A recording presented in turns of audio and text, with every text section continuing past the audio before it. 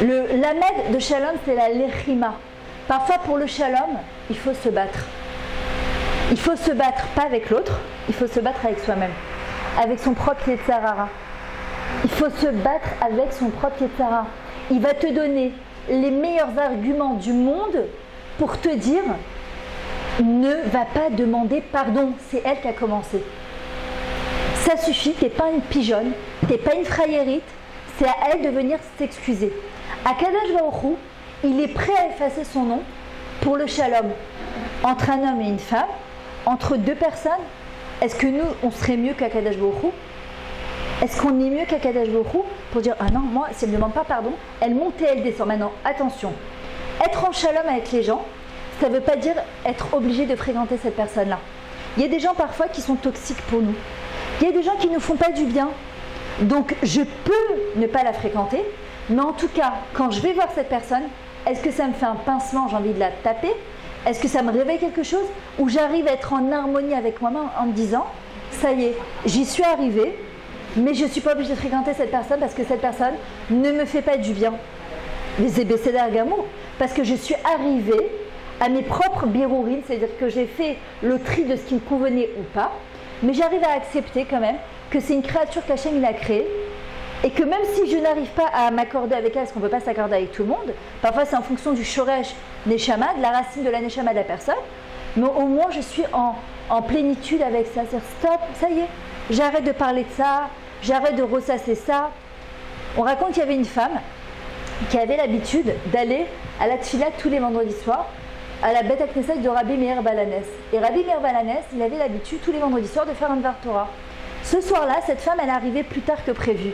Son mari l'a interdit de rentrer à la maison et lui a dit « Tant que tu n'iras pas cracher dans les yeux de Rabbi Meir Balanes, tu ne reviendras pas à la maison. » Imagine maintenant, on te dit « Tu vas cracher dans les yeux du Rav Ovadia Yosef. » Tu vas dire « Je préfère ne pas rentrer chez moi, quoi. » Maintenant, elle n'allait pas rester dans la rue toute la nuit. Donc, elle est partie avec sa copine, elle était en pleurs. Et Rabbi Meir, d'un coup, quand il entend qu'elle arrive, il dit vite, vite, j'ai trop mal aux yeux, il me faut quelqu'un. Alors ses élèves, il dit à Rabbi Meir, qu'est-ce que t'as? Il a dit, j'ai besoin d'une femme qui vienne me cracher dans mon œil.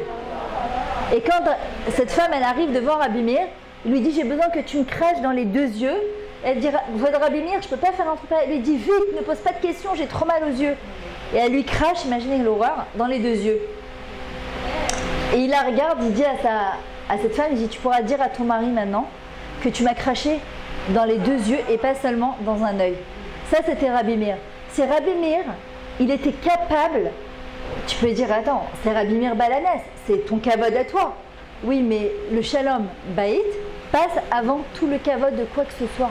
Le shalom entre Ben Adam la Chavero, on voit que le Beth Amikdash, il a été détruit à cause d'un manque de shalom. Un manque de respect, parce que le shalom, il passe forcément par le respect.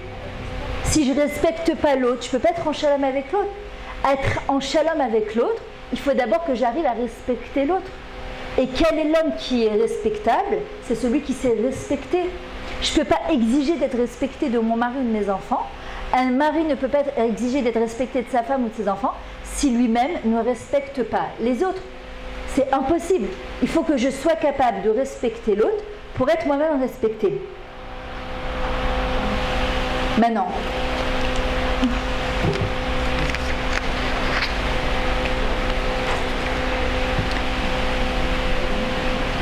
il faut savoir une autre chose. Celui qui cherche à faire le shalom, ce qui passe aussi par les brachot, tu peux ne plus être en accord avec quelqu'un, mais lui souhaiter tout le bonheur du monde. C'est très dur de faire ça. De dire, tu sais quoi, t'as raison, et je te souhaite, Bezrat Hashem, à toi, hein?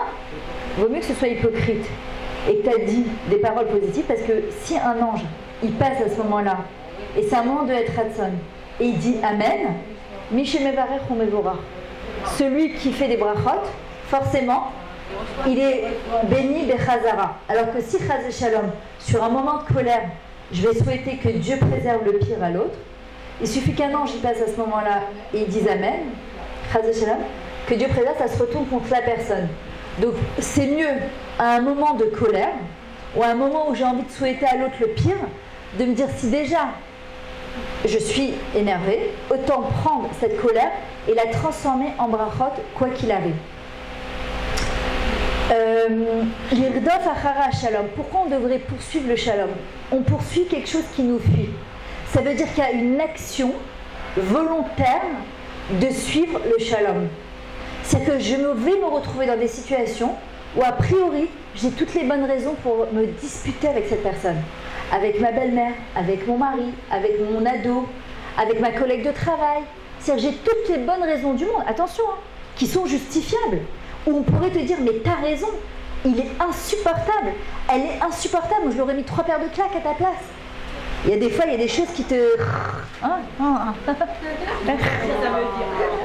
Il y a rien, ça veut dire qu'il faut sortir. Quand il y a quelque chose comme ça, Nachon. De quoi? Nachon. C'est-à-dire que quand on n'est pas Béchalom aussi, Chaz Shalom, il faut savoir que d'être Béchalom, ça ouvre toutes les brachot. Ça ouvre toutes les brachot. Quand on dit Ose Shalom Imrumav ou Berachamav, il y a Ase Shalom, Valkol Amsrael Imru Amen. C'est quoi ou Berachamav?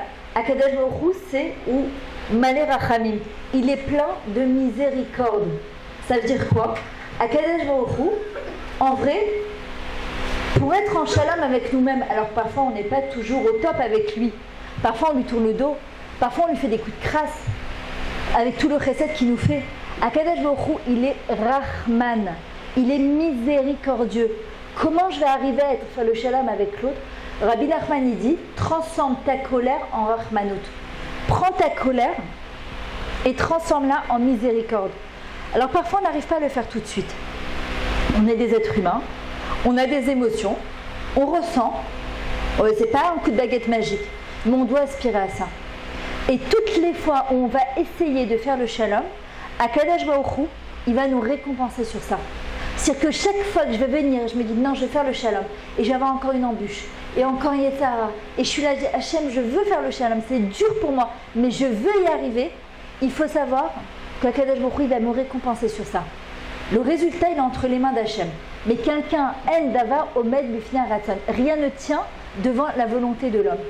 Pour arriver au shalom, ça demande une mida particulière, comme celle de ta maman, c'est la tzimut. La pudeur. Pourquoi? Parce que la pudeur, elle est reliée à la hanava, à l'humilité. Quand quelqu'un, il est humble, aussi, en général, il est pudique.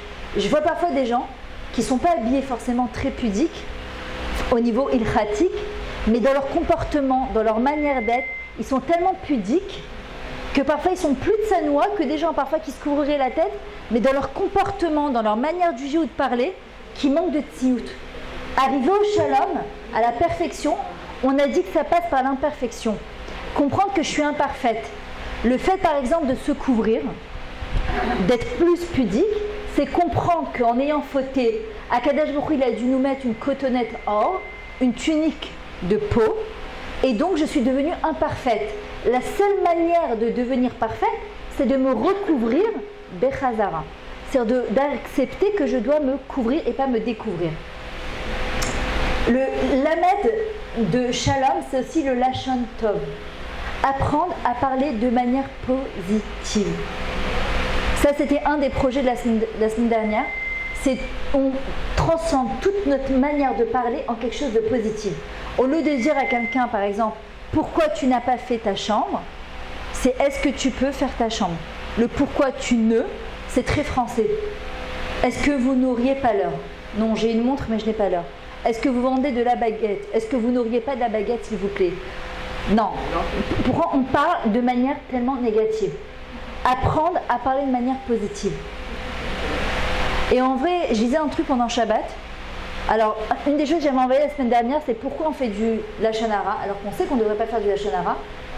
Parce qu'en vrai, on ne se concentre pas suffisamment sur le shoresh, sur la racine de ce qui nous pousse à le mal parler d'une personne. Le but, c'est pas de faire du Lashon Hara, c'est pas de ne pas en faire, c'est de se dire pourquoi je suis amenée à mal parler de cette personne-là, pourquoi elle m'énerve tellement.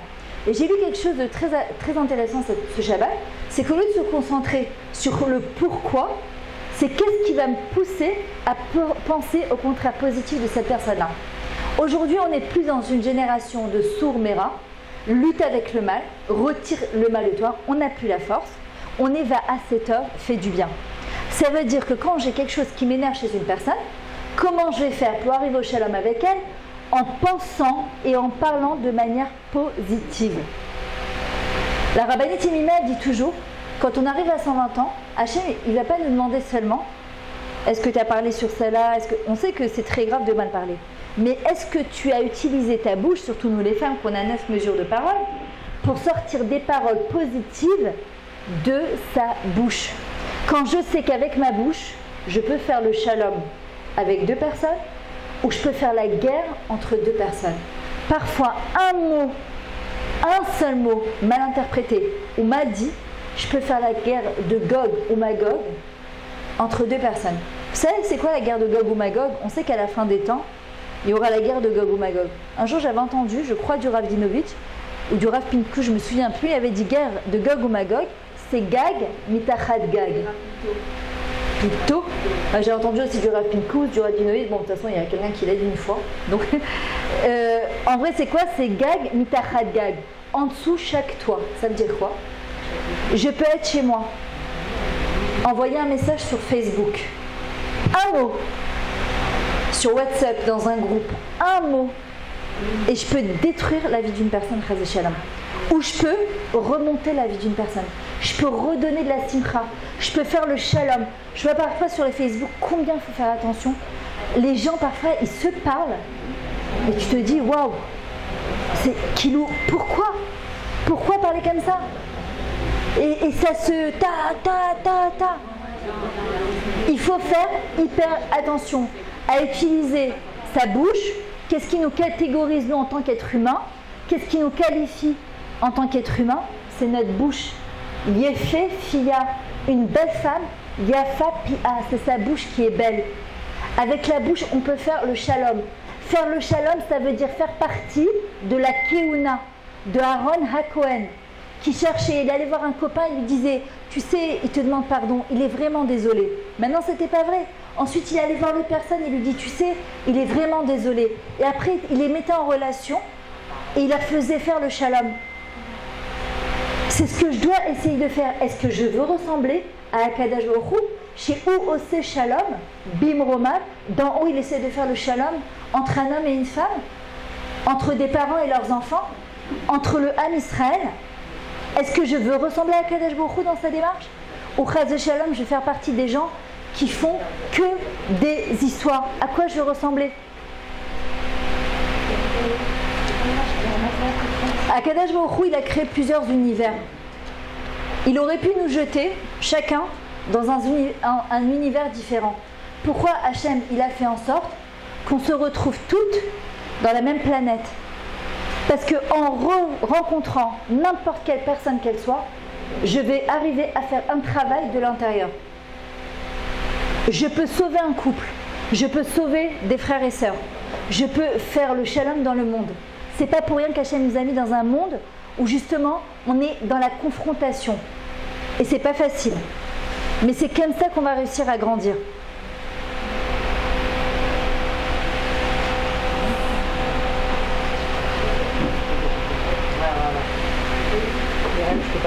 Ouais, vas-y.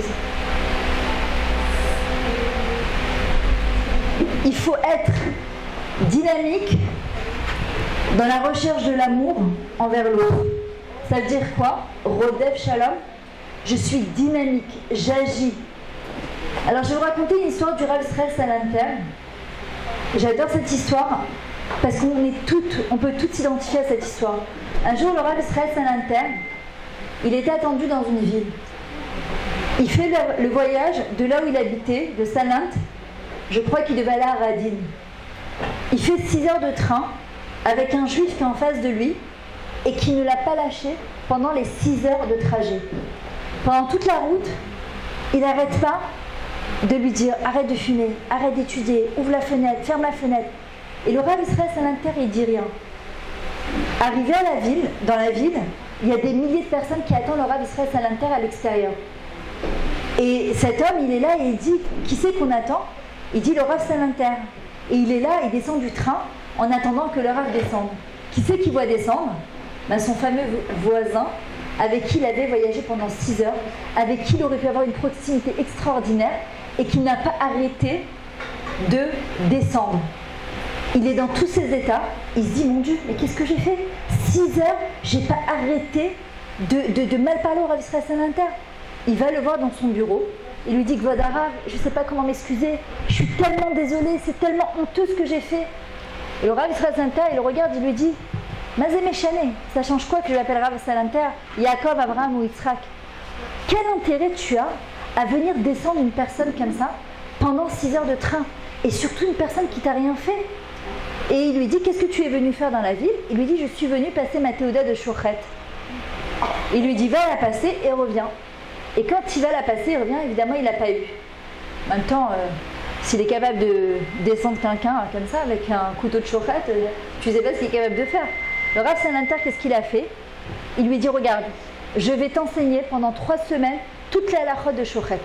Et il s'assoit avec lui et pendant 3 semaines, il lui enseigne la halachot de Shochet jusqu'à qu'il repasse sa Théoda. Alors quand il repart, ses élèves viennent le voir et lui disent Rav Salanter, je veux bien que tu l'aies pardonné, mais que tu t'assoies avec lui pendant 3 semaines et que tu lui enseignes, alors avec tout ce qu'il t'a fait, là je comprends pas. Le Rav Salanter lui dit, vous croyez que parce que je m'appelle Rav Israël Salanter, vous croyez que je ressens pas? Vous croyez que ça m'a rien fait, que pendant 6 heures il n'a pas arrêté de me descendre comme ça? La seule manière d'arriver au shalom avec cette personne-là, c'est que j'investisse dans cette personne-là. Comment on arrive au shalom avec une personne? C'est quand on investit dans cette personne. Pourquoi Kadosh Baruch Hu, il nous aime tellement? Parce qu'il investit en nous du matin au soir. Parce qu'il croit en nous du matin au soir. On doit être dynamique dans la recherche de l'amour et de la paix, et on doit être passif dans l'entretien de la haine. La seule personne au monde qu'on a le droit de détester, et c'est une mitzvah de détester, c'est Amalek. Pourquoi? Parce qu'Amalek, il vient nous refroidir dans notre relation avec Hachem, dans notre relation avec l'autre. C'est la seule personne où on est tenu de détester. Le reste, l'otisna et achecha bilvavecha. Tu ne détesteras pas ton frère dans ton cœur.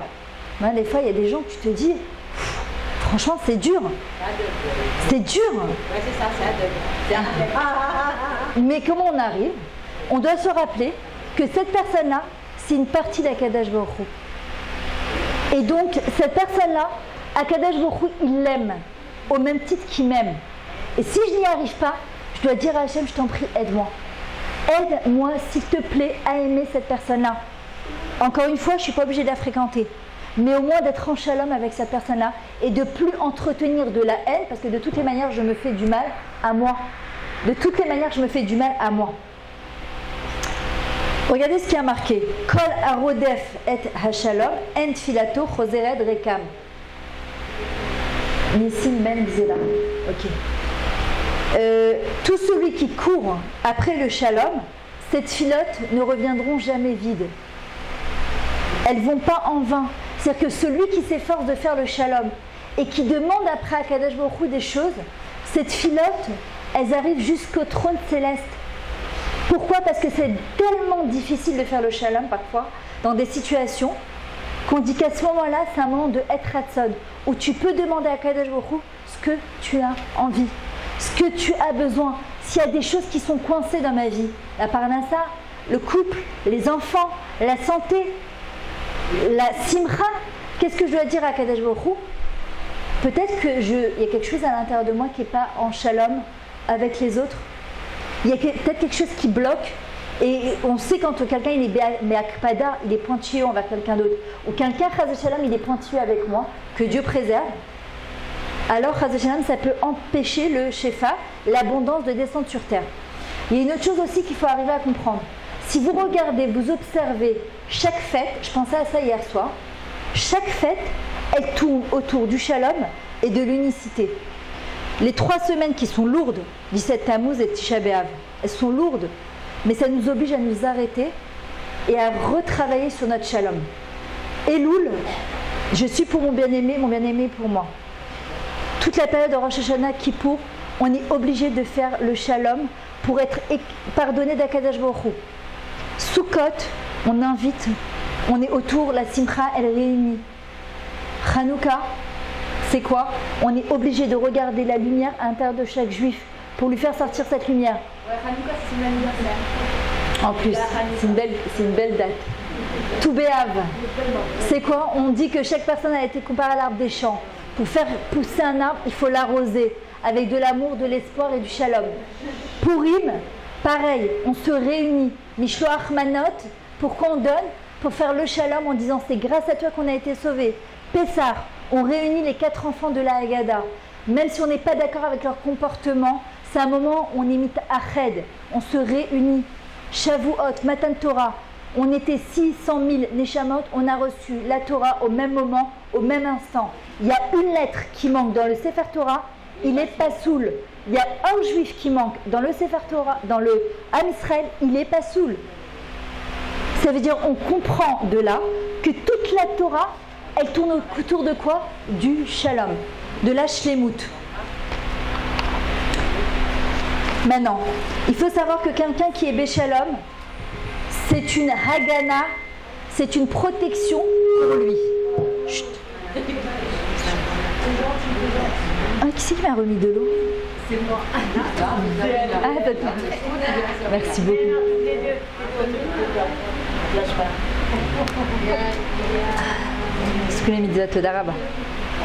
Il faut savoir que ça amène à bracha.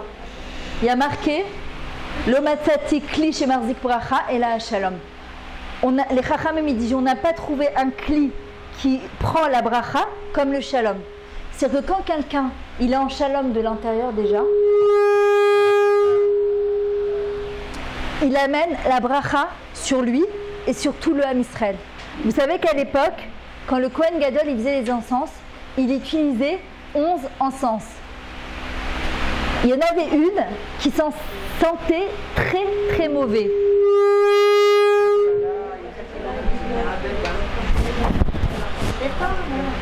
Non.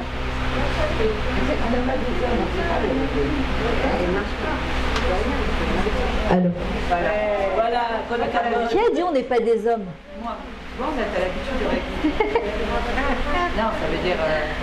Mais c'est bon, on est des femmes. My Gaver. Ouais, mec, je suis. Il y avait une encens qui sentait très très très mauvais. Et si le Kohen Gadol ne la mélangeait pas avec les autres encens, on dit qu'il était